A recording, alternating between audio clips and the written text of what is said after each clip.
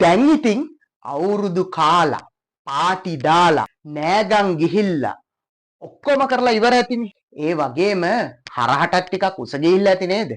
දැන් ඉතින් මොකද්ද කරන්න ඕනේ? සරල දේවල් කීපයක් තමයි කරන්න තියෙන්නේ. මූලිකම දේ තමයි ඔයාගේ ඇක්ටිවිටි ලෙවල් එක වැඩි කරගන්න ඕනේ. කොහොමද ඇක්ටිවිටි ලෙවල් එක වැඩි කරන්නේ?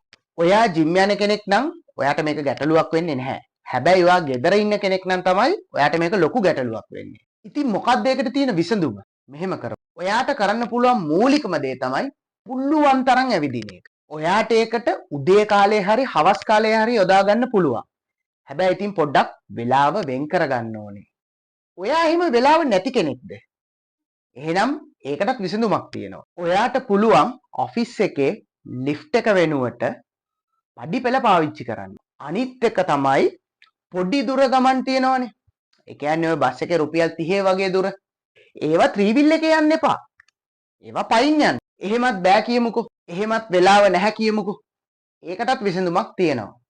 ඔයාට පුළුවන් ගෙදර ආවහම ගෙදර මිදුලේ එහෙමත් නැත්තම් ගේ ඇතුලේ හරි ටිකක් ඇවිදින්න. ඔයාට කෝල් එකක් ආවා කියමුකෝ. ටිකක් කතා කර කර ඇවිදින්න. එක තැන වාඩි වෙලා කතා කරන්නේ නැතුව ඇවිද ඇවිද කතා කරන්න.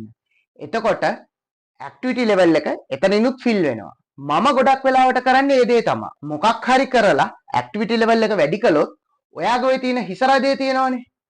අන්න ඒකට ඔයාට හොඳ විසඳුමක් හම්බ වෙනවා. කෑම ගැන අපි ඊළඟ වීඩියෝ එකේදී කතා කරමු.